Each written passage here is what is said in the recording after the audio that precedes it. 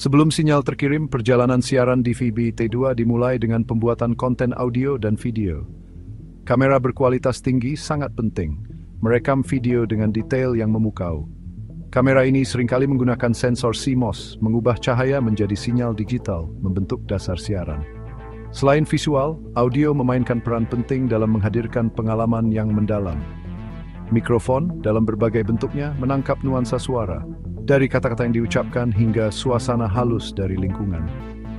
Mikrofon kondensor dan dinamis masing-masing menawarkan karakteristik unik, melayani skenario perekaman yang berbeda. Untuk memastikan penyampaian yang LAN, pembawa berita dan presenter sering mengandalkan teleprompter.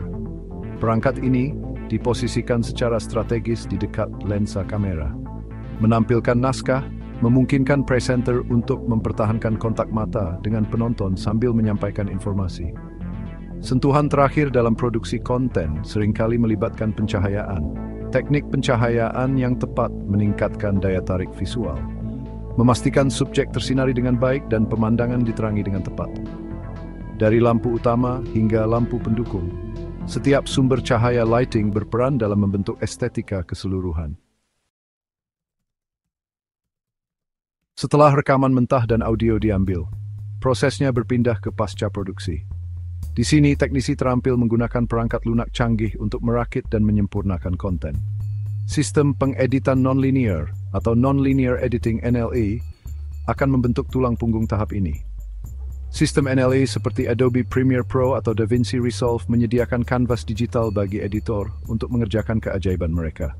Mereka dapat memotong, memangkas, dan mengatur klip video dengan presisi, menyusun alur naratif. Transisi, efek, dan grafik dapat ditambahkan untuk meningkatkan penceritaan visual. Pasca produksi audio, memastikan suara jernih dan jelas, menggunakan workstation audio digital atau digital audio workstation. Audio engineer dapat menghilangkan noise yang tidak diinginkan, menyesuaikan level audio, dan menambahkan musik atau efek suara untuk menciptakan dampak yang diinginkan. Perangkat lunak efek visual menambahkan lapisan kecanggihan lainnya. Dari koreksi warna sederhana hingga integrasi CGI (Computer Generated Imagery) yang kompleks. Seniman VFX (Visual Effects) dapat memanipulasi rekaman. Sistem ini menciptakan visual yang menakjubkan yang mengaburkan batas antara realitas dan imajinasi. Dengan konten yang dipoles dan siap, saatnya untuk mengelola dan menyimpan data dalam jumlah besar yang terlibat. Disinilah solusi media ingest dan penyimpanan berperan. Server ingest bertindak sebagai gateway, menangkap dan mendigitalkan sinyal video dan audio dari berbagai sumber. Setelah dicerna, file media ditransfer ke sistem penyimpanan pusat. Sistem manajemen aset media atau Media Asset Management (MAM) menyediakan repositori terpusat untuk menyimpan, mengatur, dan mengelola aset media. Sistem MAM menawarkan fitur seperti pemberian tag metadata, fungsi pencarian, dan kontrol akses, sehingga memudahkan untuk menemukan dan mengambil konten tertentu. Sistem penyimpanan pusat biasanya menggunakan hard drive berkapasitas tinggi, atau solusi penyimpanan yang terhubung ke jaringan untuk mengakomodasi kebutuhan penyimpanan besar-besaran dari operasi siaran. Sistem ini memastikan aset media aman, yang mudah diakses. Mengelola operasi siaran melibatkan interaksi yang kompleks antara jadwal, daftar putar, dan isyarat otomatisasi. Disinilah sistem manajemen siaran Broadcasting Management System atau BMS menjadi pusat perhatian. BMS bertindak sebagai sistem saraf pusat mengordinasikan berbagai aspek alur kerja siaran. Sistem manajemen lalu lintas, komponen penting BMS, menangani penjadwalan dan penempatan iklan. Sistem ini memastikan bahwa iklan ditayangkan pada waktu yang tepat, memaksimalkan pendapatan dan mematuhi kewajiban kontraktual. Sistem penjadwalan dalam BMS mengelola jadwal siaran secara keseluruhan. Mereka menentukan program, segmen, atau iklan mana yang ditayangkan dan pada jam berapa. Sistem ini memberikan tampilan komprehensif dari garis waktu siaran, memastikan transmisi yang lancar dan tanpa gangguan. Sistem otomatisasi merampingkan proses pemutaran. Mereka melakukan otomatisasi pelaksanaan daftar putar. Michael Singintis. Sebelum konten dapat ditransmisikan melalui gelombang udara, konten tersebut perlu diubah menjadi format digital yang sesuai untuk siaran DVB T2. Proses ini yang dikenal sebagai pengkodean, melibatkan kompresi data audio dan video untuk mengurangi ukuran file sambil mempertahankan kualitas. Sistem pengkodean menggunakan algoritma canggih untuk menkompresi data, menghapus informasi yang berlebihan, dan memanfaatkan karakteristik persepsi manusia. Standar MPEG-4, khususnya kodek H2264 dan H265, umumnya digunakan untuk pengkodean video di DVB-T2, menawarkan rasio kompresi yang sangat baik dan reproduksi video berkualitas tinggi. Pengkodean audio menggunakan kodek seperti AAC atau Advanced Audio Coding untuk mengompresi sinyal audio. Kodek ini secara efisien mengurangi ukuran data audio sambil mempertahankan kesetiaan tinggi, memastikan pengalaman mendengarkan yang menyenangkan bagi pemirsa. Pilihan parameter pengkodean, seperti bitrate dan resolusi, secara langsung memengaruhi kualitas akhir dan ukuran file aliran siaran.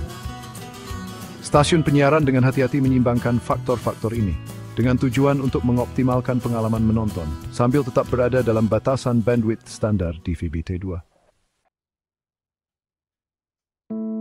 Menggabungkan kekuatan multiplexing dan selebihnya.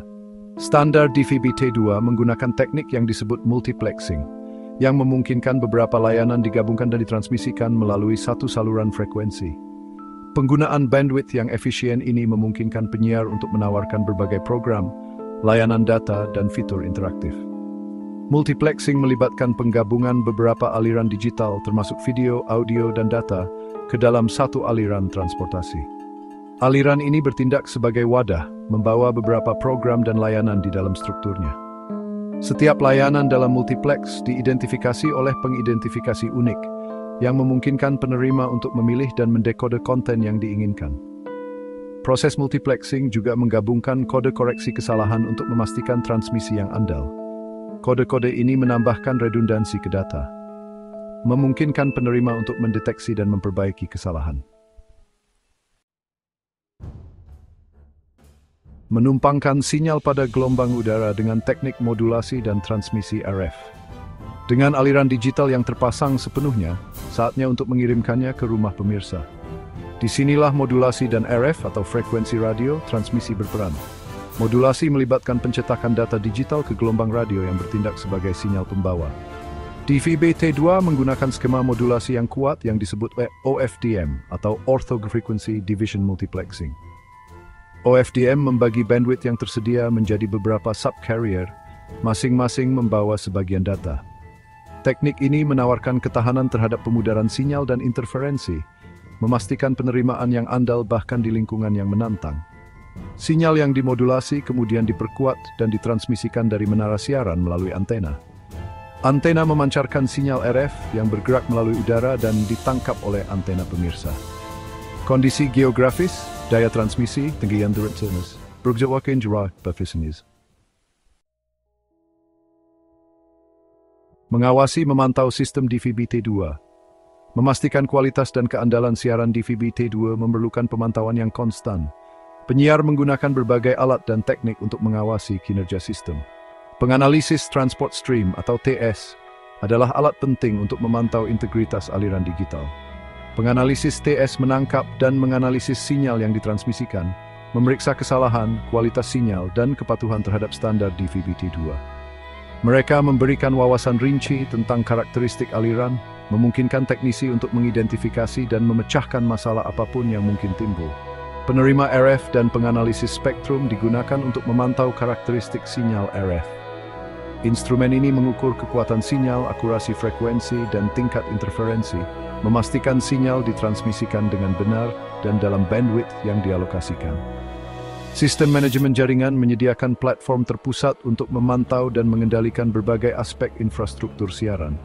Sistem ini memantau status peralatan, jalur sinyal, dan kinerja jaringan. Hal ini memungkinkan identifikasi dan penyelesaian masalah potensial secara proaktif. Masa depan DVB-T2 memancar jauh melampaui cakrawala. DVB-T2 telah memantapkan dirinya sebagai standar global untuk penyiaran televisi terestrial digital, apalagi di negara kepulauan seperti Indonesia, yang sangat kompleks kondisi geografisnya, yang mana membangun jaringan fiber optik bawah laut menjadi sangat mahal dan banyak tantangan. Akibat aktivitas gunung api atau volcanoes activities yang dapat merusak jaringan kabel di bawah laut. Seiring teknologi terus berkembang, masa depan DVB-T2 dipenuhi dengan kemungkinan yang menarik. Salah satu perkembangan penting adalah munculnya DVB-T2 Lite, varian yang dirancang untuk perangkat seluler dan genggam. DVB-T2 Lite menawarkan fitur mobilitas yang ditingkatkan dan penerimaan yang lebih baik dalam kondisi yang menantang, melayani permintaan yang terus meningkat untuk konsumsi televisi seluler. Area inovasi lainnya adalah integrasi layanan interaktif dan TV hibrida siaran broadband, atau HBBTV. HBTV menggabungkan televisi siaran tradisional dengan konten yang dikirimkan melalui internet, memberikan pemirsa pengalaman yang lebih menarik dan interaktif. Lebih lanjut, kemajuan dalam teknologi kompresi seperti penerapan kodek H266 atau Versatile Video Coding VVC menjanjikan untuk lebih meningkatkan kualitas video dan efisiensi bandwidth. Kemajuan ini akan membuka jalan bagi siaran resolusi yang lebih tinggi, format audio yang imersif, dan pengalaman multimedia yang lebih kaya untuk pemirsa di seluruh dunia.